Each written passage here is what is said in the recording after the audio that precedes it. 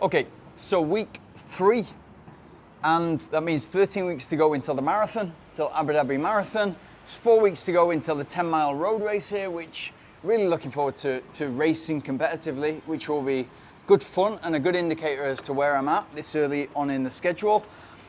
This week is a great example for you guys of how to course correct when things don't go to plan and when life gets in the way. And you should expect the unexpected. Whether it's in a race, whether it's a weekly schedule or a training schedule, things go perfectly, brilliant. But there's not a lot you're going to learn from that. Whereas if you have to course correct and navigate the obstacles and it all comes good, you come out of that a much better person or a much sort of better trainer, much better athlete. And so I like those situations, and you've got to be prepared for them, because if it was just a case of printing something off the internet, following it week by week, day by day, and then coming out with your perfect marathon, again, that would be pretty boring. So, you know, the art of kind of coaching or the self-awareness that you need, this hopefully should be a lot of it in this week.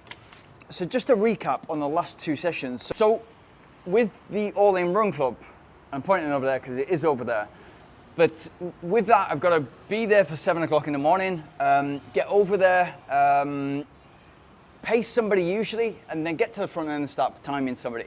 The idea initially was, my thinking was I'll be able to sort of complete that or use it as part of a long run, which park run or 5K like that is perfect for including in your long run or your interval sessions as an extended interval session to do something like 5K and then 5 times 1K afterwards. Great way to be part of a community, which is brilliant over there, and then do some focused work afterwards. And the effort itself, the 5K effort itself, is at a decent clip. So it's good training. What's actually happened, because it needs so much of my attention at the moment, is Saturday became the long run. So I did a 90-minute uphill long run on the Saturday and then went through the park run, which meant that all of a sudden I need to sort of course correct. So I was thinking Tuesdays and Saturdays moving forward, but then this happened, and this is life getting in the way. So Monday was the weight session, a rest and then weight session, no running, but weights. And then I hammered the glutes, because I know I love all that power and all that glute strength when I'm doing my interval sessions, when I'm doing my long runs. That's going to be great for me. So I hammered it. And then Tuesday's recovery run, did a portion of it outside, 5 kilometers outside, and then 4 kilometers inside. It was tentative because I was constantly checking my body out. My glutes were sore. I could feel it in the legs from the weight session, not from the hill run, not from the park run, but from the weight session. So that got me thinking, okay, am I actually ready to do the interval session on the Wednesday? And I wasn't. And so Wednesday turned into another 45-minute easy run, and then the intention to do the intervals on the Thursday. And then what happened is I went to a gym, because I've been going up to the top of the building, and I used my fan last week to cool it all down, but it's still 30 degrees up there. So I went to a gym, and all the gyms here are, you know, there's lots of competition for gyms. So they're usually very slick, great equipment, very cool, lots, you know, good air conditioning, good fans, etc. I went over to a gym not far from here, and the treadmill was old, it was a little bit battered. It wasn't as good as being upstairs, but I got there and wanted to do the session, and so I ended up doing 5 times 7 minutes with the first 3 reps at 6%. So again, focused on the KOMs that are coming up, the 12 kilometer KOM and the 20 kilometer KOM at sort of 6.5% and 5.5%. And then the 4th and 5th rep, I upped the pace and brought the percentage, the gradient down to 5%. So most of those were at the top of zone 3 and slightly into zone 4, which is exactly where I need to be as I'm building that speed, and I'm building the speed specifically going uphill, and then we bring that onto the flat as we get ready for the 10-mile race and the marathon. So I was happy with that, but it was on the Thursday. And then Friday became a rest, and then Saturday was a recovery run knowing that I had the park run yesterday. So recovery run, I did all outside here. And to give you an idea of the difference of running outside in 42 degrees heat, and I think it might have been 38, 39 when I got out there on Saturday, versus my recovery run inside. So to give you an idea, it's 15 seconds per kilometer slower outside because it's 38, 40, 42 degrees, and 25 beats per minute on the heart higher. So a lot more effort, but I've got to be out there because if I'm doing all the sessions, like a lot of you guys are, if you're living in a hot place, all the training sessions, interval session, long run on a treadmill, I've got to get out there sometimes because I don't want it to be a shock to the muscles when I try to go quick in race season when we come into autumn and winter. So really important to be able to do that. So that was, recovery run was Saturday, and then yesterday the All In Run Club. It's not an easy run, although I've had to push the week forward so that today, Monday, was a long run. The All In Run Club 5K, I was pacing Tom, and he wants to go on the sub 20. So I paced him to about 2.5, 3 kilometers, and then he couldn't hold pace, and I think he ended up in about 20 minutes and 20 seconds. So he sort of let me go ahead, and then, but that's not an easy run. So even if you're running, you know, your marathon pace for only 5K, that doesn't make it an easy run because it should be easy for you. What's easy is your body optimally recovering, ready for the next big session, which the next big session was today.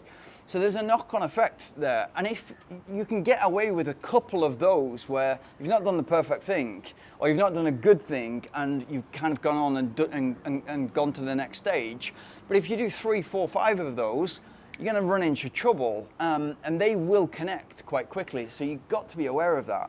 So today warmed up, you know, good sort of 13, 14 minutes, and thought, what am I capable of? It's upstairs on the treadmill, the fan's next to me, which, you know, has been such a game changer, and really, really happy for that. And so the session today was an hour and 25 minutes, but specifically at 1% and 3% rotating every 5 minutes.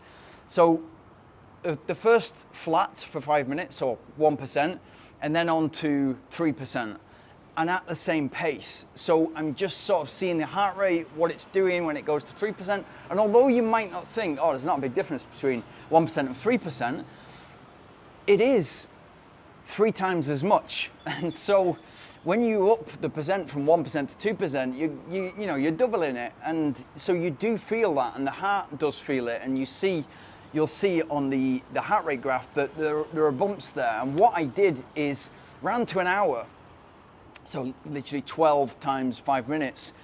And then the treadmill goes into, it doesn't go off, but it goes into, it doesn't judge seconds anymore. So I hopped off, started it again, filled up my drinks, and then decided, because I'd been feeling like, wow, this is a lot of an effort. And the reason for that is simply because the whole run was fasted.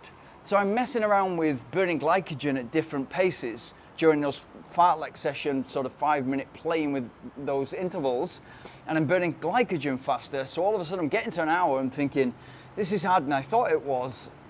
And most of it is in zone 3. So of the hour and 25 minutes, an hour is in zone 3, and about 25 minutes is in zone 2, which is why I did the 25 minutes on the back end after an hour.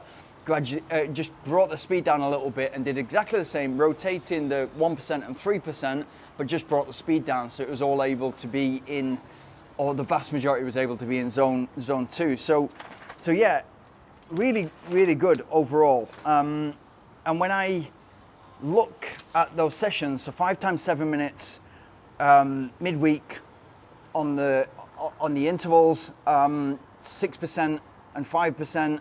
So getting those ready for, getting those ready to do the KOMs, but also, you know, getting the heart and lungs fit, ready to run fast in the marathon.